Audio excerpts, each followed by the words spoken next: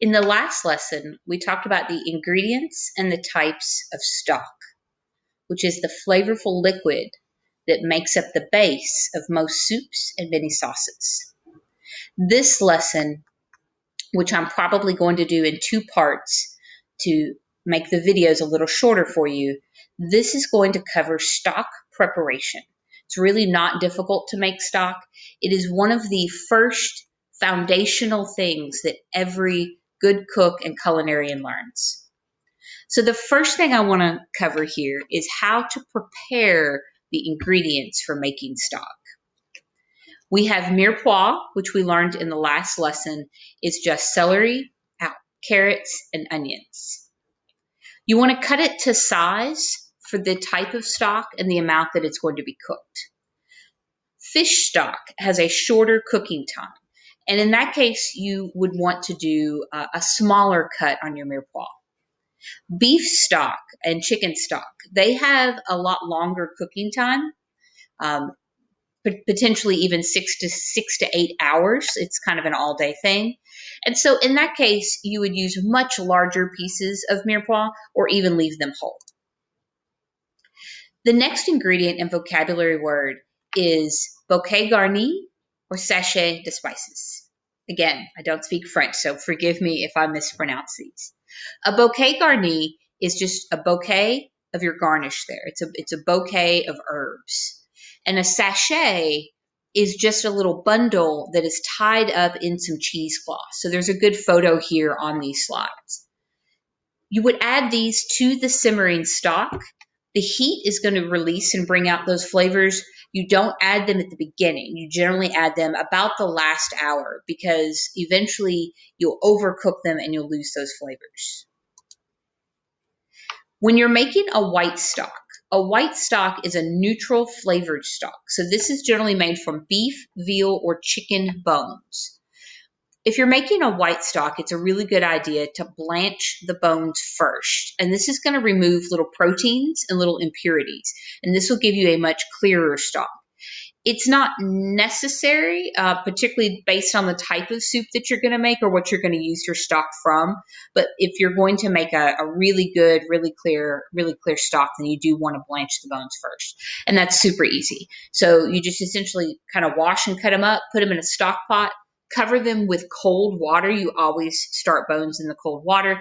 Bring it up to a boil over high heat for a very short period of time, like a minute or two, and then as soon as it does, skim off the top, and we'll talk about skimming, and then drain the water. And so you're actually going to discard that. So you boil them for a very short period of time, drain that water off, refill the pot with the cold water, and then now you actually move forward with the stock recipe. So here's some photos here of kind of what you do, what it looks like. So when you put the bones in, they look like this. You cover them with cold water, bring them to a boil, skim, and then dump it out. And you want to skim because you want to get that out so that when you dump that water, it doesn't cling to the bones. And by skimming, generally I do that with like a ladle. And so I just take a ladle and I just skim it along the top and the surface of the soup. And I skim pretty much any soup as they are being cooked as well. Chili, same thing. Like when you cook chili, you get this kind of foam at the top. You can leave it in there. It's not going to hurt you. It's just impurities from the food. But when you skim it off, you have a much clearer and much better presenting food item. After you're done, the bones look kind of like this. It has this kind of scum at the top, and you drain that out, and then you move on with your stock. So that's blanching. You can also sweat. So we have covered the term sweating in the dry cooking methods that we've talked about in your previous units. When you sweat food items, particularly mirepoix, you release these flavors.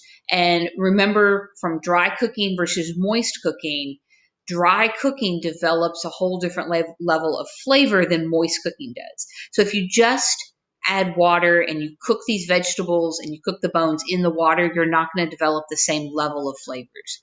Sweating is not for caramelization. You're not trying to brown. You're not going up to that point where you actually brown or get Maillard or get caramelizing. You're just releasing flavors with that dry cooking. It's a lower heat dry cooking method.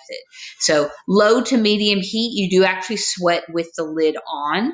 And this is going to soften and release moisture and develop those sweet flavors. So not for browning, not for caramelization, but yes, to develop flavor. So a different level of developing flavors. I actually like to sweat Mirepoix in my Instapot with butter. So I'll put some rough chopped Mirepoix with a stick of butter, and I will put the Instapot lid on there and put it for a low period of time and do it until my onions are kind of clear and everything's kind of soft to the fork. And after I'm done with that, I can use it as is, but I actually cool it a little bit and I run it through the food processor, which makes like this orange puree, and you can freeze it and it freezes really well. And then I can incorporate that into soup. So in my classroom, we often make some sweated down Mirepoix that we incorporate into soups or sauces at a later date by freezing that. And that's a really good method because you can make a bunch at one time and then you have it on hand and you don't have to continuously make that. When making brown stock, you actually want to take your bones and take your vegetable items and you caramelize them. So caramelizing, as we talked in previous lessons, really develops that flavor, that caramelization, that deep and darker flavor. Not burning. There's a fine line there. You don't go over that. So you don't blanch the bones in that case. You put them into a roasting pan, one layer deep. You don't want to overcrowd it.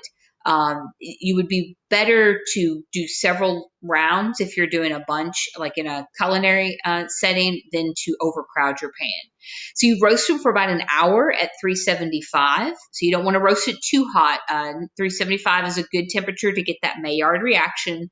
And you kind of stir them around a little bit, but so you don't allow them to burn. So that way you watch them. Then you take the bones and you put them from the pan into the stock pot.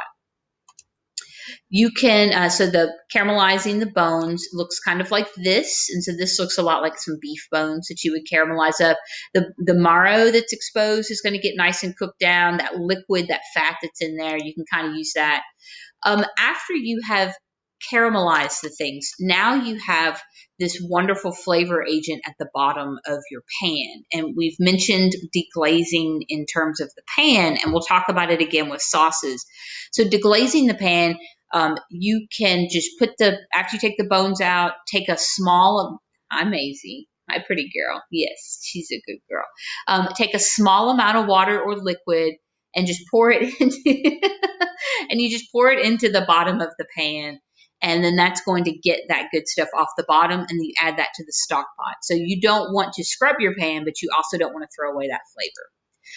So here's a photo here of kind of what it looks like. So small amount of water in that really hot pan. It's going to kind of bubble and steam and get that good stuff off. And then last, for making ingredients for brown stock, you caramelize your Mirepoix. You can put them right back into the pan, do it before you deglaze even, and you can add it to keep the fat that cooked out of the bones. Put your Mirepoix in there and kind of swirl them around. Do the same thing, 375 in the oven until they get kind of nice and brown. Stir them a couple of times and then add all of that to the pot. You can do the deglazing after you've done the vegetables. So that's what your caramelizing your Mirepoix vegetables looks like. That's not very many vegetables for the size of pan. I would put a smaller pan in there.